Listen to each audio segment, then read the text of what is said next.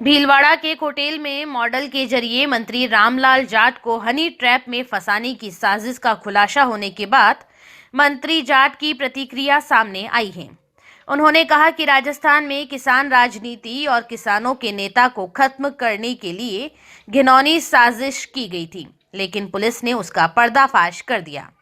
जोधपुर में मॉडल के 30 जनवरी को होटल से कूदकर सुसाइड की कोशिश करने के मामले में जोधपुर कमिश्नरेट पुलिस ने खुलासा किया कि मॉडल को ब्लैकमेल करने तथा राजस्व मंत्री रामलाल जाट को हनी ट्रैप में फंसाने की साजिश हो रही थी। साजिश के आरोपी युवक अक्षत शर्मा और युवती दीपाली को गिरफ्तार कर लिया गया है। मंत्री जाट को हनी ट्रैप करने के लिए दोनों ने मॉडल को भी ब्लैकमेल करने की कोशिश की। भीलवाड़ा में सर्किट हाउस के सामने होटल में ठहराने के दौरान वीडियो भी बनाया, फिर रिपोर्टर बनाकर मंत्री जाट के पास फाइल लेकर काम करवाने के लिए भेजा। मंत्री ने काम होने में असमर्थता व्यक्त करते हुए उसे लौटा दिया। जोधपुर के डीसीपी वेस्ट भुवन भूषण यादव ने मंगलवार देर शाम बताया कि राजस्व मंत्री को हनी ट्रैप में फंसाने की साजिश भीलवाड़ा में की गई थी। इन दोनों ने ही मॉडल के नहाते हुए का वीडियो बनाकर उसके जरिए ब्लैकमेल किया। मॉडल के साथ ही आरोपी अक्षत 2 अन्य युवतियों को लेकर सर्किट हाउस के सामने एक होटल में ठहरा हुआ था। उसकी आईडी में पता भीलवाड़ा के तिलक नगर का था, लेकिन उसने कहा कि उसका ऑफिस जयपुर में है, यहाँ किसी काम से वह आया हुआ है। होटल में ठहरने वाली युवतियों में मॉडल के अलावा झुंझुनू की दीपाली स्वामी और गुजरात की एक अन्य युवती थी। यह मॉडल को मीडिया रिपोर्टर बताते हुए दीपाली ने किसी फाइल को लेकर राजस्व मंत्री रामलाल जाट से मिलवाया। कुछ कागजात जाट को दिखाए, जिन्हें देखने के बाद जाट ने साफ कह दिया कि यह मामला उनसे जुड़ा नहीं है और वो काम नहीं करवा सकते हैं। पुलिस जांच में सामने आया है कि अक्षत वर्ष 2016 में जयपुर में पकड़ी गई हनी ट्रैप गैंग का मास्टरमाइंड था। आरोपी अक्षत उर्फ सागर उर्फ चीनू उर्फ नितिन शर्मा खुद को पत्रकार और लाइजनर बताकर प्रभावशाली लोगों को हनी ट्रैप में फंसाता रहा है। उसके खिलाफ वर्ष 2016 और 19 में भी मामले दर्ज हुए। 2016 में जयपुर में दर्ज हनी ट्रैप का प्रकरण में 17 जनों में अक्षत भी जेल गया। वहीं मामले का वह मास्टरमाइंड था। एसओजी ने अक्षत शर्मा के साथ वकील नवीन देवानी, वकील नितेश बंधु और विजय सिंह सहित अन्य आरोपियों को गिरफ्तार किया था। मीडिया ने पूरे मामले को लेकर राजस्व मंत्री रामलाल जाट से बात की तो उन्होंने कहा कि मुझे इस मामले के बारे में मीडिया से ही जानकारी मिली है। इस युवक को मैं नहीं जानता हूं। जनसुनवाई में कईयों से मिलता हूं। आरोपी जनसुनवाइयों में भी आए होंगे तो पता नहीं है। सीसीटीवी कैमरास में देखेंगे तो पता चलेगा मेरे पीछे कौन षड्यंत्र कर रहा है। कोई फंसाने की कोशिश कर रहा है या मेरे काम से जल रहा है। पुलिस इसकी जांच करे, दूध का दूध और पानी का पानी हो जाएगा। उन्होंने कहा कि राजस्थान में किसान राजनीति और किसान नेता को खत्म करने की साजिश का समय रहते पुलिस ने खुलासा किया है। अब इस साजिश के पीछे असली मास्टरमाइंड कौन है, इसका भी खुलासा होना चाहिए। देखो, ये तो सिक्योरिटी तो कैमरे हैं, अभी भी कैमरे में ही सुनवाई कर रहा था। कैमरे में ही सुनवाई कर रहा था, सर्किट हाउस कैमरे लगे हुए। लेकिन ये तो भाग्य ही होता है। बाकी पुलिस ने तुरंत कार्रवाई की है।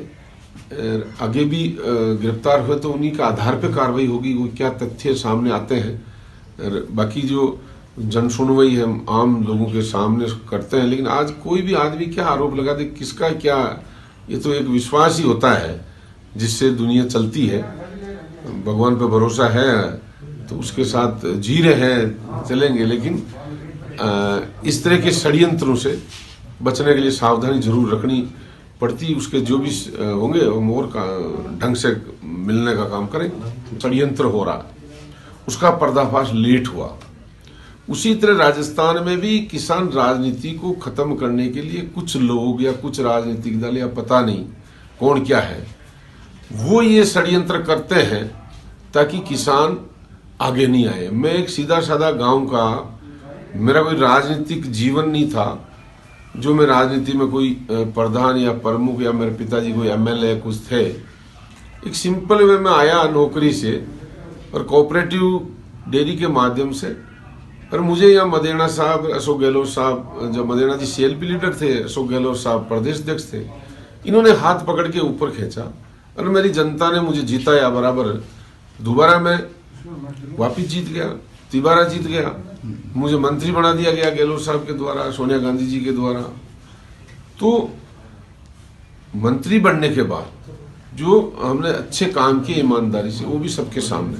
उसके बाद अभी मैं वापिस जीत के आया, फिर मुझे राहुल गांधी जी, सोनिया जी ने मौका दिया, जय माकन साहब, वेणुगोपाल जी, गहलोत साहब की सिफारिश पे फिर मुझे मौका मिला। तो हो सकता है कि ये राजनीति किसी को पच नहीं रही हो, बाकी तो क्यों कोई करता। अब मैं राजस्व मंत्री होने के नाते राजस्थान के लोग भी आते हैं मिलने के लिए, कई लोग जिले के भी आते हैं, सबसे मिलता भी हूँ।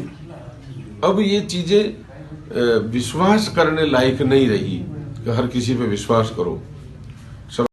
जो नामचीन लोग हैं, ख्याति प्राप्त लोग हैं, जो अमीर लोग हैं उनके पास में, और वो किसी न किसी प्रकार से बातों के जाल में फंसा के, लड़कियों को भेज के, लुभा के, रिझा के अपने जाल में फंसाने की कोशिश करता था। यहाँ भी इसका एक प्रयास था जो कि असफल रहा।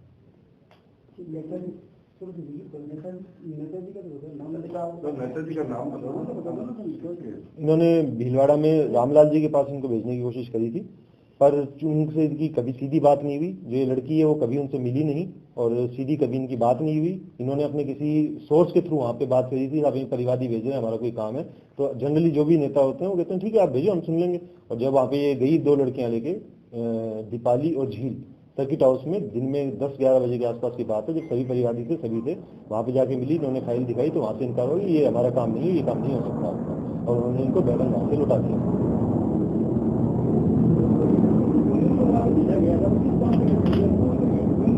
ये जो मॉडस ऑपरेंडी है इसकी अक्षर की मॉडस ऑपरेंडी है वो ये है कि जैसे किसी एक व्यक्ति से काम कराना है तो 2 ऑप्शन होते हैं। शाम को 5:30-6 बजे के बीच में PW सर्किल स्थित एक होटल की छत से एक युवती द्वारा गिरने की सूचना प्राप्त हुई थी, जिसको वहां से ले जाकर आसपास मौजूद लोगों ने MDM हॉस्पिटल में भर्ती कराया और उसके परिजनों से संपर्क किया तो उन्होंने एक युवक के खिलाफ रिपोर्ट दी है, जिसके आधार पर रातानाडा थाने में मुकदमा दर्ज किया गया और इन्वेस्टिगेशन जारी है।